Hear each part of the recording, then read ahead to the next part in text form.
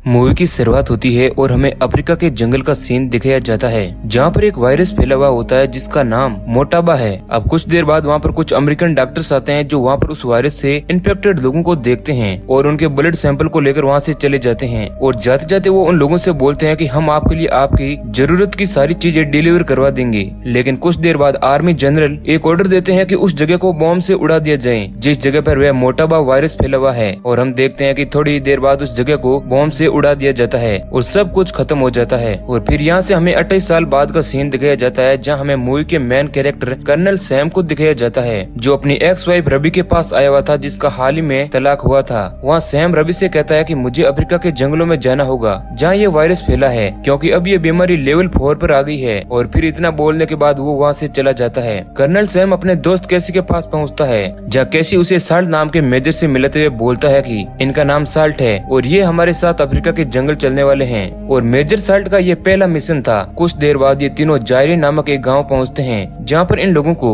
मोटाबा virus से मरे हुए लोगों की बॉडीज मिलती है। फिर ये लोग एक घर के अंदर एंट्री करते हैं जहां पर बहुत सारे संक्रमित लोग सोए हुए थे जिनमें से कुछ लोग इस वायरस के कारण मर भी चुके थे और सभी लोगों के मुंह और आंखों से खून निकल रहा था। ये देखकर साल्ट एकदम से घबरा जाता है और बेचैन होकर अपना मास्क मुंह से हटाने लगता है। कर्नल सैम और केसी बार बार उसे समझाते हैं कि अगर तुमने अपना मास्क मुंह से हटाया तो तुम इस वायरस से इन्फेक्टेड हो सकते हो, लेकिन साल्ट किसी की बात को नहीं सुनता है। तभी वहाँ पर एक आदमी आता है जो उन लोगों से बोलता है कि घबराओ नहीं, ये वायरस हवा से नहीं फैलता है और ये वायरस 2-3 दिन के अंदर ही उस वायरस से इन्फेक्टेड व्यक्ति की जान ले लेता है। अब वहाँ से वापस आने के बाद सैम अपने दोस्त विली को वायरस की सारी इन्फॉर्मेशन देता है और उससे बोलता है कि ये वायरस मुझे खतरनाक लग रहा है, इसलिए हमें एयरपोर्ट पर सिक्योरिटी टाइट कर देनी चाहिए और बाहर से आए सभी लोगों की जांच शुरू कर देनी चाहिए। विली सैम से मना करते हुए बोलता है कि जब तक हमें कुछ केस नहीं मिलते हम कुछ नहीं कर सकते हैं। इसके बाद सैम अपने वाइफ रोबी के पास आता है जहाँ रोबी उस पर चिल्लाती है क्योंकि रोबी को अटलांटा जाना था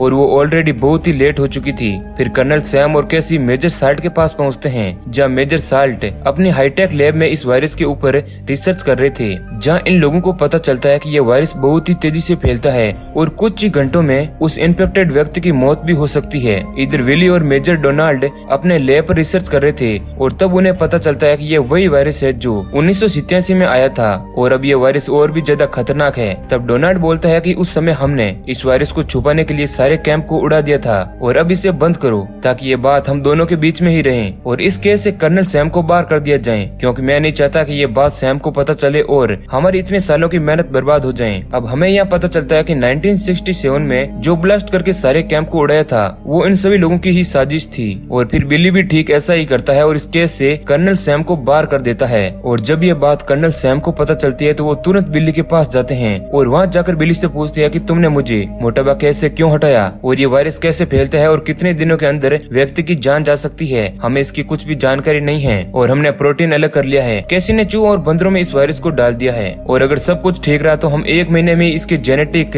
सीक्वेंस को जान जाएंगे और फिर कुछ ही दिनों में इसकी सारी रिपोर्ट तुम्हारे सामने होगी। लेकिन इस पर बिल्ली कहता है कि सॉरी मैं कुछ नहीं कर सकता, अब तुम्हें न्यू मैक्सिको डीसी जाना होगा। इधर एक अनजान व्यक्ति अफ्रीका के जंगल से एक एंड व्हाइट मंकी को पकड़कर कैलिफोर्निया ले आता है जहां वो उस मंकी का सौदा अपने दोस्त रूडी से कर लेता है। थोड़ी देर बाद वो आदमी उस मंकी को उठाकर अपने दोस्त की शॉप के लिए पोर्ट के लिए रवाना हो जाता है जहां वो अपने दूसरे दोस्त जो वहां का सिक्योरिटी था उसको कुछ पैसे देकर मंकी के साथ शिप में एंट्री ले लेता है। इधर हम सैम को देखते हैं जो अपनी वाइफ रोबी को कॉल करता है जो अटलांटा में सीनियर डॉक्टर थी। सैम उसे बोलता है कि तुम अलर्ट करने का कहो क्योंकि ये वायरस बहुत ही खतरनाक है और यहाँ बहुत से जानवर मर रहे हैं और उन जानवर पर वैक्सीन का भी कोई असर नहीं हो रहा है। लेकिन रोबी सैम की बातों को ज्यादा सीरियसली नहीं लेती है। इधर उस आदमी को देखते हैं जो अपने दोस्त रूडी की शॉप पर मंकी को लेकर पहुंचता है जहां उस शॉप पर और भी जानवर थे। रूडी उस मंकी को बाहर निकालता है लेकिन बाहर निकलने के तुरंत ही बाद वो मंकी रूडी के हाथों में अपने पंजे से वार कर देता है जिससे उसके हाथों से खून निकलने लगता है। रूडी उस बंदर को लेने से मना कर देता है क्योंकि उसे लगता है कि इसे रखना खतरे से खाली नहीं है और फिर इसके बाद वो आदमी उस मंकी को कैलिफोर्निया के जंगल में वहीं पर छोड़ देता है और फिर वो प्लेन पकड़कर अपने घर बोस्टन की तरफ रवाना हो जाता है। रास्ते में हम देखते हैं कि उसकी तबीयत खराब होने लगती है और कुछ ही देर बाद वो प्लेन बोस्टन पहुंच जाता है, जहां पर हम देखते हैं कि ये आदमी अपनी वाइफ को एक जोरदार किस करता है और उसकी वाइफ उससे पूछती है कि मुझे लगता है कि तुम्हारी तबीयत कुछ ठीक नहीं है।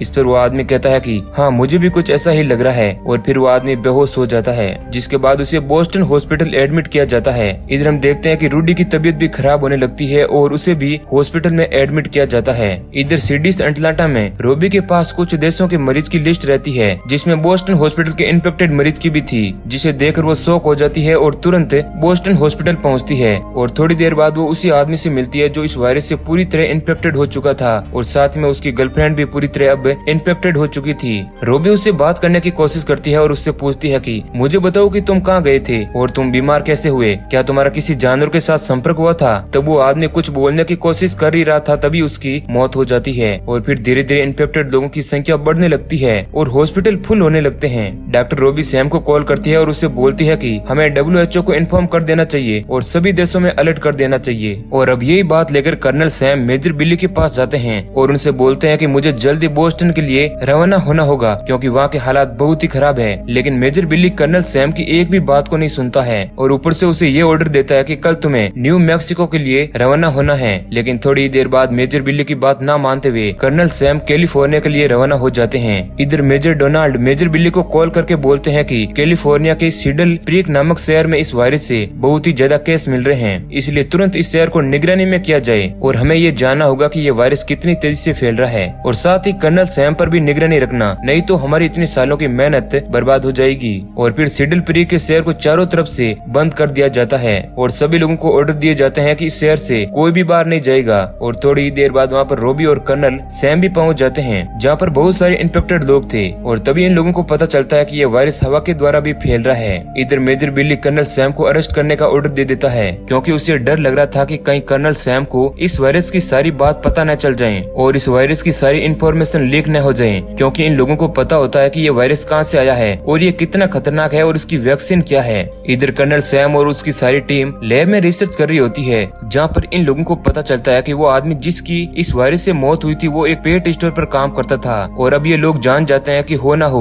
ये वायरस एक जानवर से फैला है, और वो इसकी और इन्वेस्टिगेशन करने में लग जाते हैं। और जब ये बात कर्नल सैम को पता चलता है कि मेजर बिल्ली उन्हें अरेस्ट करना चाहते हैं, तो वो मेजर बिल्ली के पास जाते हैं और उनसे बोलते हैं कि ये वायरस हवा में फैलता है, क्योंकि ये और भी विकसित हो चुका है, और आप मुझे और मेरी टीम को परेशान न करें, यही आपके लिए बेहतर होगा। इधर डॉक्टर रोबी रूडी की शॉप पर पहुंचती है, जहाँ पर इन्हें एक इन्फेक्टेड बंदर मिलता है और वो उसे उठाकर अपने लैब में रिसर्च के लिए ले जाती है, और फिर इन्हें पता चलता है कि ये बंदर भी इन्फेक्टेड हुआ है। फिर कर्नल सैम को मेजर बिल्ली के पास से एक सीरम मिलती है, जिसे वो ले जाकर साल्ट को दे देता है और उसे बोलता है कि इसे किसी इन्फेक्टेड के ऊपर ट्राई करो। इधर आर्मी के जवान सीडल क्रीक शहर में ये घोषणा करते हैं कि अगर किसी भी व्यक्ति की तबीयत खराब होती है तो हमें इन्फॉर्म करें, हम आप लोगों का चेकअप करेंगे और 1 घंटे बाद आपको वापस छोड़ दिया जाएगा। और फिर देखते ही देखते वहाँ पर हजारों लोगों की तबीयत बिगड़ने लगती है और वो सभी इन्फेक्ट होने लगते हैं, जिसके बाद इन लोगों को पास के एक बेस कैंप में शिफ्ट कर दिया जाता है। और वो मंकी जो अफ्रीका के जंगल से लाया गया था, अब वो आजाद घूम रहा था और वो रोज रात एक छोटी बच्ची से मिलने भी आता है।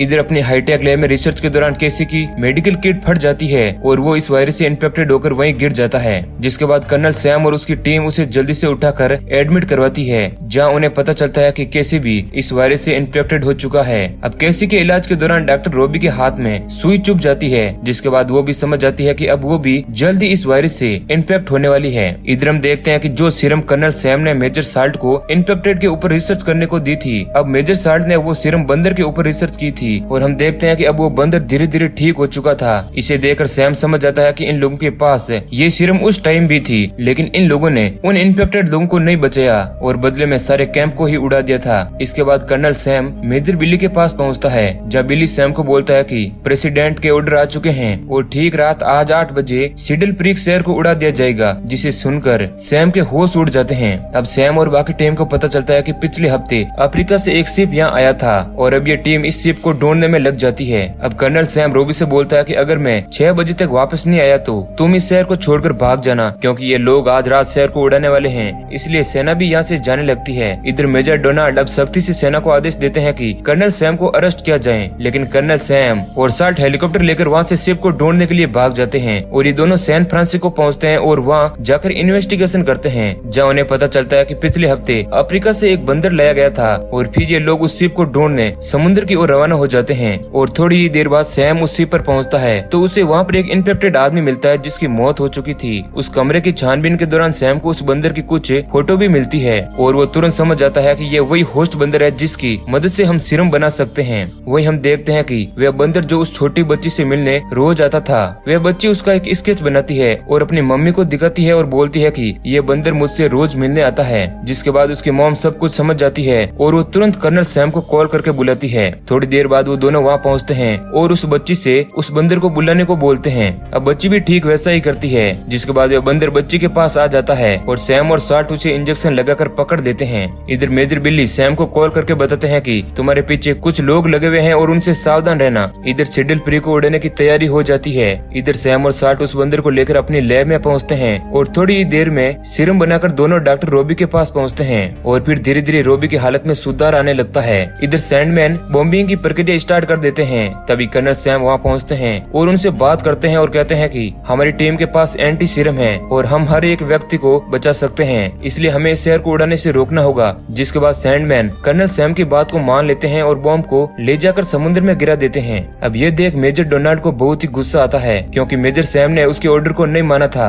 और इसलिए वो रिजाइन कर देते हैं। इधर डॉक्टर रोबी इस वायरस से पूरी तरह ठीक हो चुकी थी, जिसे देखकर सैम बहुत खुश होता है और इसी सीन के साथ मूवी एंड हो जाती है। तो दोस्तों उम्मीद है कि ये कहानी आपको पसंद आई है। अगर अच्छी लगी है तो वीडियो को लाइक जरूर करें और ऐसे ही इंटरेस्टिंग वीडियो पाने के लिए चैनल को सब्सक्राइब करें। धन्यवाद।